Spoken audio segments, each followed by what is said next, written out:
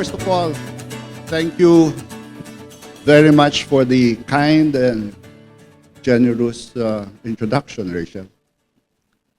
I am truly honored to be here with you this afternoon, or is it this morning? But and also, I appreciate very much the warmth of the welcome. It's just that medyo ako kinabahan because Rachel has raised the bar of, my talk today. I just hope I can live up to them.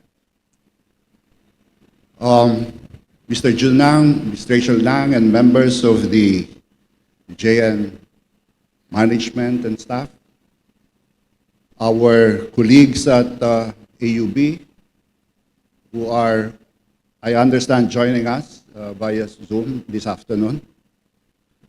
Good afternoon, everyone.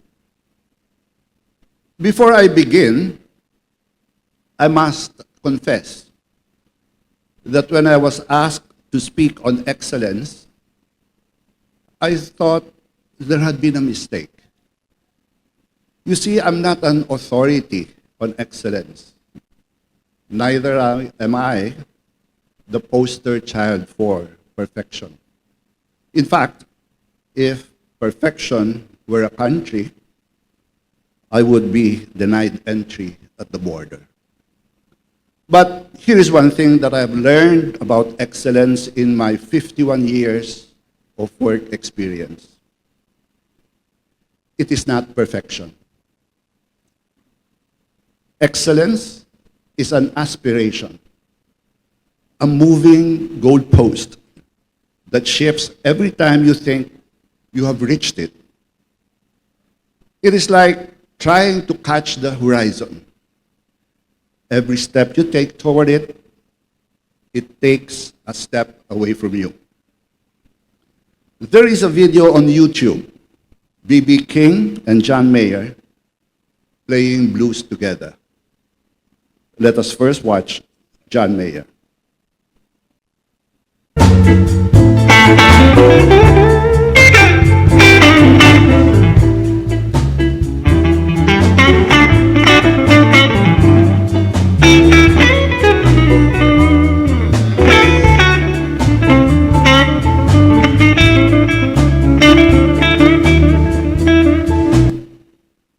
Now, watch B.B. King.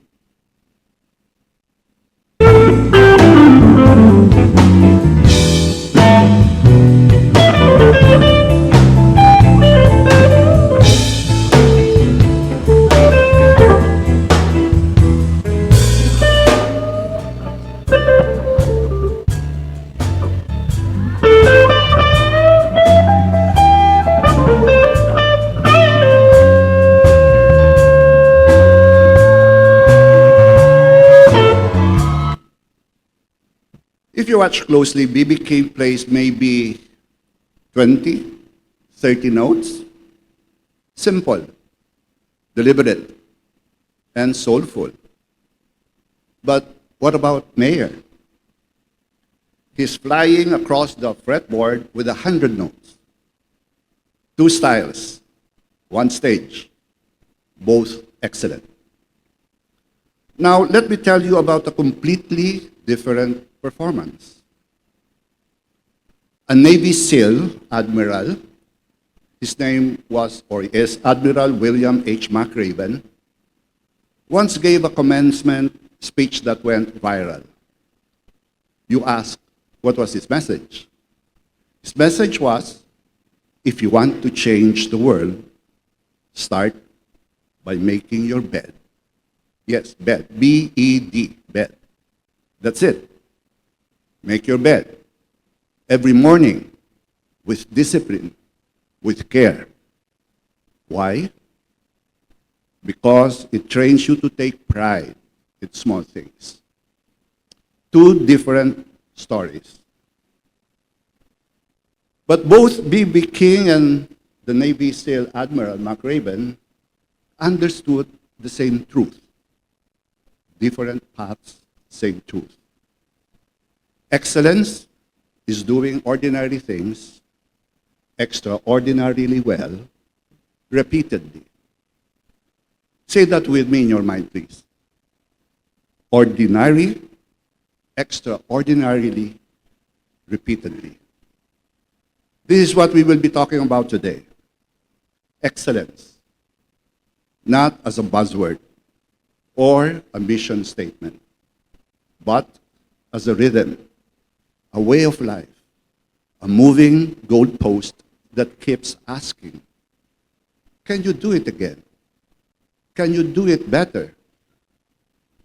Let us start with someone who lifted that goalpost, quite literally. In 2016, Hidilyn Diaz won silver in Rio, the first Filipina to win an Olympic medal. I remember that moment. The flag was raised. Our anthem was played over the PA. And the entire country felt like we stood a little taller. But did you know what Hidilyn did the very next day? She went back to training. She did not say, I have made history. Rather, she said, I am not done. She was not chasing perfection after all. She was chasing progress. Fast forward to 2021 in Tokyo. She lifts 224 kilograms and becomes the first Filipino ever, man or woman, to win Olympic gold in any sport. We cried, we cheered, we celebrated. But here is the deal. The moment she won, the goalpost moved. Filipino athletes stopped asking, can we win medals? Rather, they started asking, how many golds can we bring home? That is the thing about excellence. Once it is achieved, it stops being the finish line and becomes the new baseline. And Hidilyn, she still did not stop. She did not retire on top. She went back to training again because that is what excellence is. It does not settle. It evolves. Excellence is a moving goalpost. Now, let me bring that closer to home, to AUB. In 1997, the Asian financial crisis was wrecking currencies, shattering banks, and shaking entire economies. It was the worst time to start a bank. Yet, our founders did exactly that. In the middle of fear and chaos, a group of Filipino industrialists and Taiwanese investors said, this is the perfect time to build. They raised capital when others were cutting risk. They built with the right people, values, and rhythm. We opened our doors just 28 days after registration. The day was October 31st, 1997. Ordinary things, approvals, hiring, setup, done extraordinarily well, repeated from day one. That was our first lift. Our early days were humble. We were like your neighborhood sari-sari store. Small, familiar, dependable. But like every good sari-sari store owner, we knew our customers, their names, their habits, their needs. We knew who came for eggs at 6 a.m. in the morning, who asked for credit till the next payday, and who always asked for cup noodles. We did not sell everything, but we made sure everything we sold was personal. That is how we built AUB. One customer at a time, one relationship at a time, one transaction at a time. We could not compete with the big banks in size, so we competed on something else. We remembered names. We showed up every single day. 10,200 odd days. That is how many days there are in 28 years. That is how long we have been showing up. That is excellence, not perfection, but presence, repetition, rhythm. In the documentary Jiro Dreams of Sushi, even the most promising young chefs do not get to touch fish right away. For years, they're asked to master the art of tamago, the humble egg, folded just right, balanced, delicate. It is considered a test of discipline. Some spend years trying to get it right. Only when they can make a perfect tamago, something most diners overlook, are they allowed to move up. Excellence, as it turns out, lives in repetition, in quiet mastery, in tamago, in tracking every utang, in a sari-sari store owner notebook, in banking, in opening the bank 28 days after registration, in building brick by brick, until one day you realize you have built something worth trusting. 2013 was our moving up year. Two major milestones. We held our initial public offering. We received universal banking license from the Bangko Sentral ng Pilipinas. From beating eggs to creating our first sushi. From your neighborhood sari-sari store to a publicly listed company. The standards changed. The scrutiny intensified. The goalpost moved. As we say in Filipino, kinakabahan pero excited naman. And we embrace it.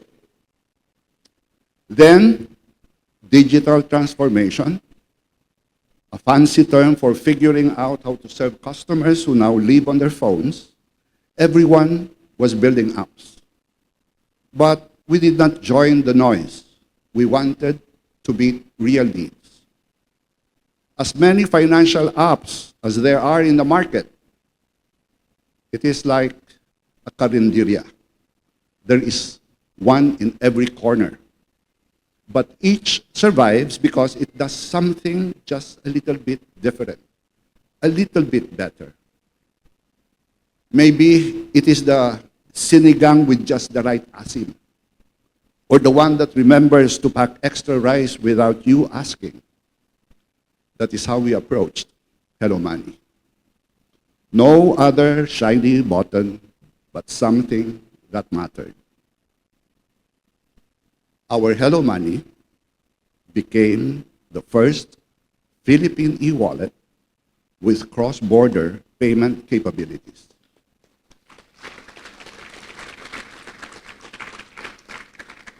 Usable in South Korea, Malaysia, Hong Kong, Japan, Singapore, and soon in China.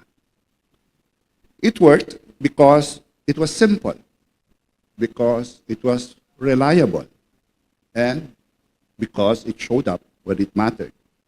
For our OFWs, for our travelers, for our businesses. Then came Hello Bale, a product, and as its name connotes, with a salary advance feature. Not revolutionary, but relevant, because we understood something basic. People do not always need a lot of money. They need the right amount at the right time. It gave workers access to what they earned exactly when they needed it. No drama, no delay.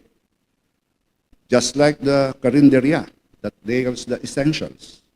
Our digital tools work not because they were loud, but because they were useful, repeatable, and trusted. Let me tell you two other stories, one local and one global. Both reminders that you do not need a title. Yes, a title, as in a rank, to practice excellence. The first is from a Jollibee branch in Metro Manila. A father once shared that whenever he ordered food for his kids, the same crew member would quietly slip in an extra napkin. She did not ask. She just noticed, and she cared. There was no policy, no manager telling her to do it, just her personal standard. The father remembered her name years later, not because of the food, but because of that small, consistent gesture of thoughtfulness. The second story takes us to the 1960s. Inside NASA. President John F. Kennedy was touring the facility when he spotted the janitor mopping the hallway. Curious, he asked, "What are you doing?" The janitor looked up and replied, "I am helping put a man on the moon, sir." That is excellence too. Not in the task itself, but in the meaning behind it, in seeing your work as part of a bigger mission. Both stories remind me of how we built AUB. Not by chasing noise, but by showing up with purpose, with detail, and with care. Whether it is the napkin, a map, a customer query, a digital transaction, the mindset is the same. Do it like it matters. Do it like someone is depending on you. That is how trust is built. That is how teams win. That is how banks grow. That is how our founders instill trust in us through their quiet, deliberate example, and that is how we pass it on today.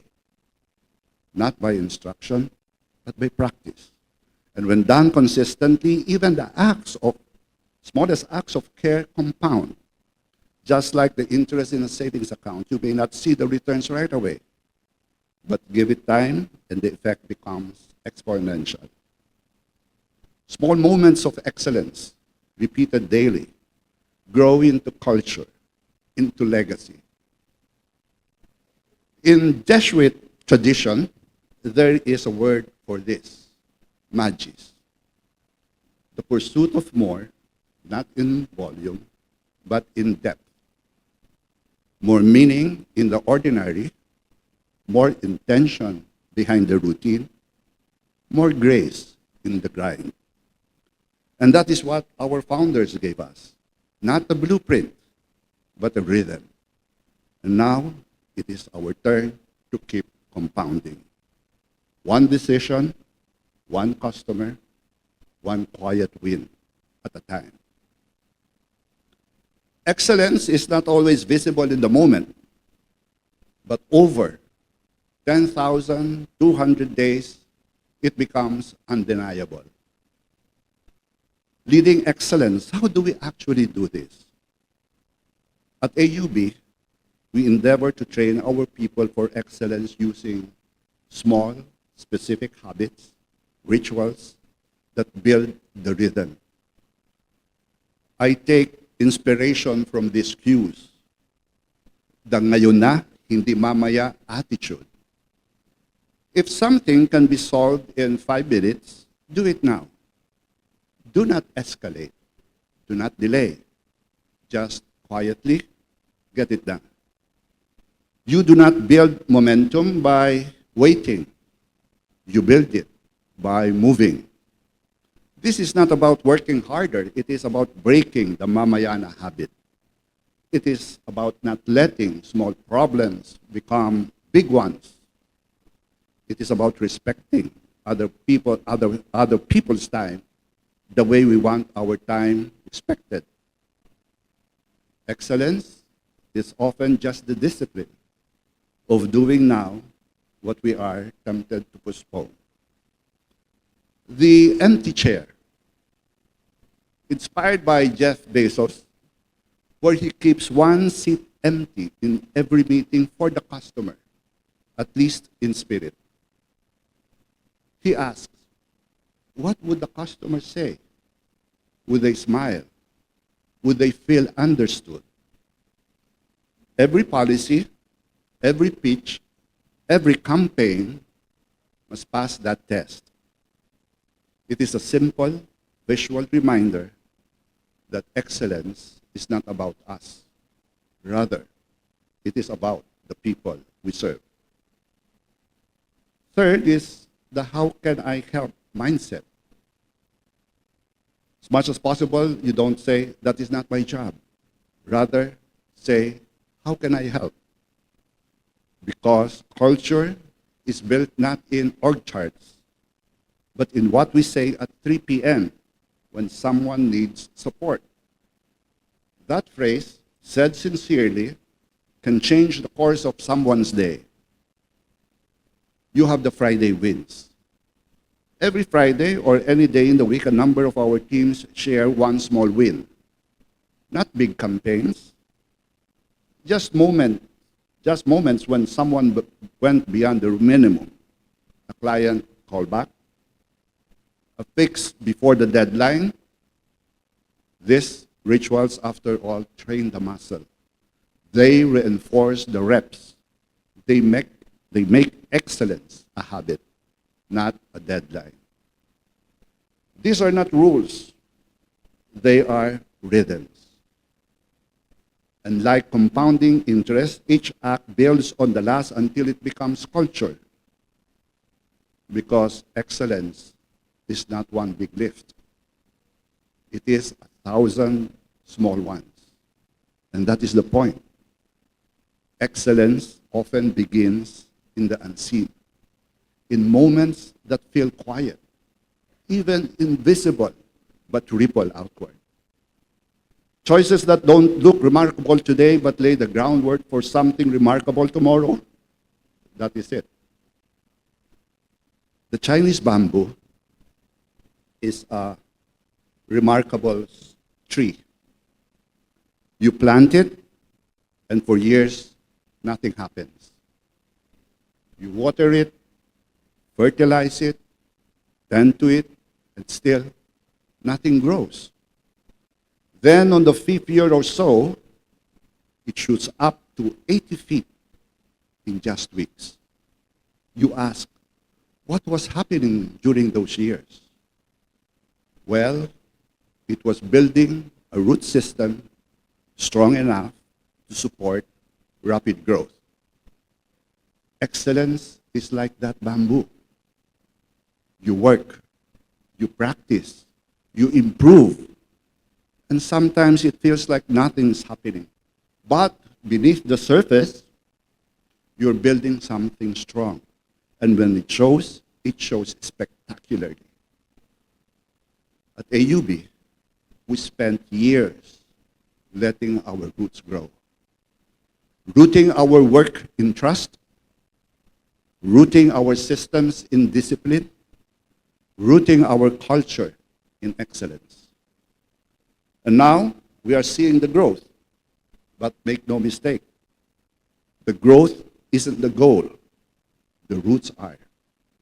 Because the next storm will test your roots, not your height.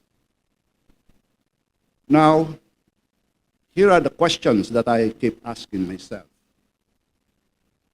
As a leader of AUB, how do I rally people to pursue excellence?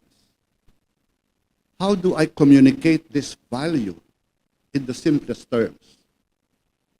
Because let us be honest, you cannot just send a memo that says, please be excellent. Thank you, management. It does not work that way. But before we can answer the questions, let us first place ourselves in the workplace we are in today as leaders of our respective organizations. Excellence doesn't exist in a vacuum. You don't just pursue it yourself. As a leader, your job is to inspire it in others.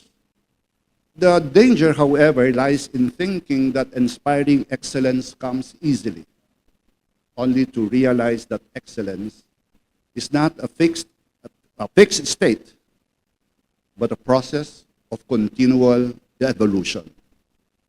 To truly inspire excellence, we ourselves must evolve, learning to adapt to the changes of the present and the challenges of the future. Think about your team right now. Really, picture them in your mind. You realize that for the first time in history, 5 generations shared the same workplace. The silent generation, the boomers, the Gen X, the millennials, and the Gen Z. That is a century of lived experience sitting in the same room. Chances are you're managing upward. Your managers or your bosses and your own team. You are working with a mix of people who are grandparents alongside recent college graduates. A century of different defining moments. Wars, economic collapses and comebacks, the invention of the internet, the 2008 financial crisis, a global pandemic, and now the emergence of AI. Each generation carries the imprint of what shaped them. So, here's your daily reality as a leader. You have a traditionalist from the silent generation who's motivated by duty, loyalty, and getting the job done. Next, right next to them sits a Gen Z who wants authenticity, personalization, and to know why before they commit to what. You have a boomer who respects the chain of command. They are collaborating with a millennial who questions hierarchy and wants to understand the purpose behind every decision. Can they even speak the same language, we ask? More importantly, can you speak to all of them? The instinct is to lead the way you were led, to default to what worked before and what worked for you. But achieving excellence in a multi-generational workplace requires bridging the gaps across generations. It is about finding the thread that connects them all. The desire to do meaningful work, to feel valued, and to contribute to something that matters. But knowing this isn't enough. True excellence requires something deeper. Genuinely caring about your people, not as productivity units, not as resources, but as human beings shaped by vastly different worlds. It means accepting the uncomfortable truth, which is what worked yesterday might not work tomorrow. The leadership playbook is being rewritten in real time. And the leaders who excel are the ones brave enough to rewrite it. So ask yourself, am I willing to listen when the feedback challenges everything I believe about how things should be done? Can I adapt my communication style, not once, but constantly? Do I meet people where they are or where I wish they were? There should be a paradigm shift. Leadership can no longer be a one-way street. Senior leaders that we are, not necessarily in age, you have earned your wisdom through decades of experience. You have survived failures that would break others. You know what works because you have seen what doesn't. That knowledge, your knowledge, is invaluable. Ask yourself, how are you sharing it? Are you telling stories or issuing directives? Are you mentoring in ways that land or in ways that bounce off? Here is another question. When was the last time you learned something from someone 20 years younger than you? Because they have something you need to know. Fresh perspectives, digital fluency, an instinct for where the world is heading, cultural intelligence, the courage to question the way we have always done it.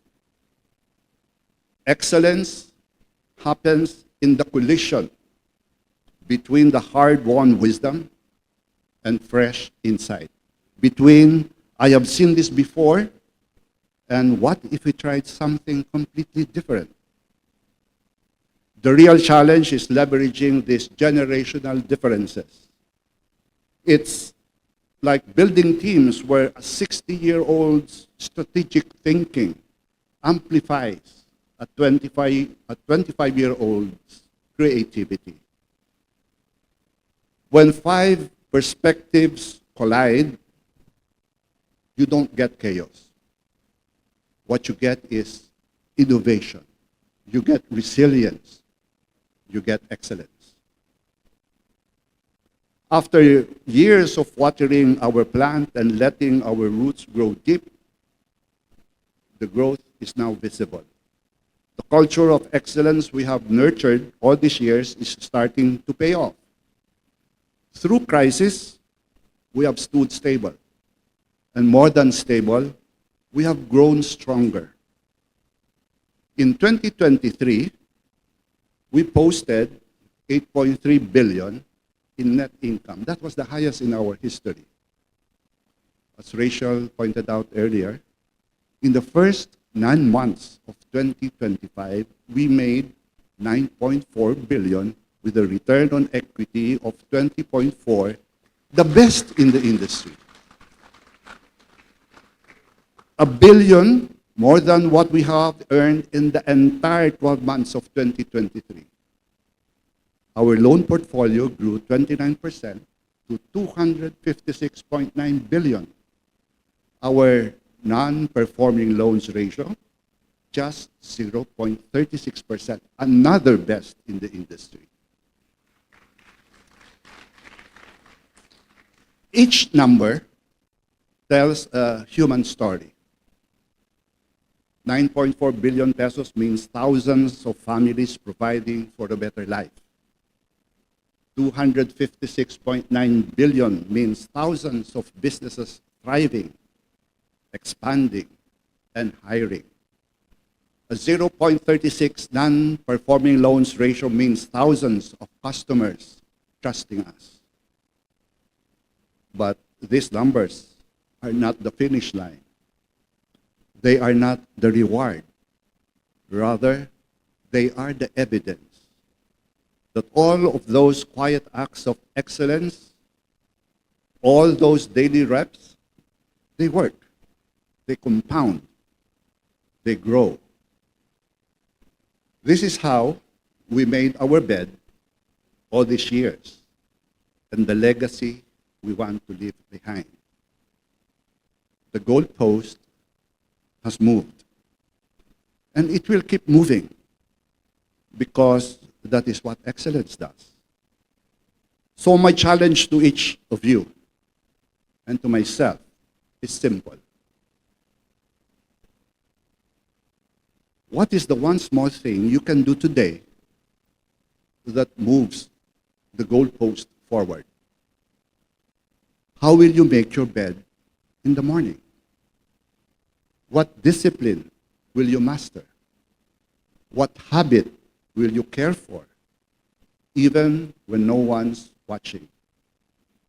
What will you do, not someday, but today, to build something worth trusting? Excellence does not ask us to be perfect. It asks us to be intentional, to be better today than we were yesterday, to show up when it is easy, and especially when it is not. Because here is the secret. Excellence is contagious.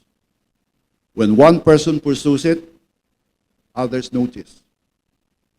When one team commits, others follow. When one organization lives it, industries evolve. A culture shifts, a nation rises. Let us keep compounding. Let us keep moving with rhythm, with care, with grace. The moving post awaits. Let us all go after it. Maraming salamat po at magandang hapon sa atin lahat.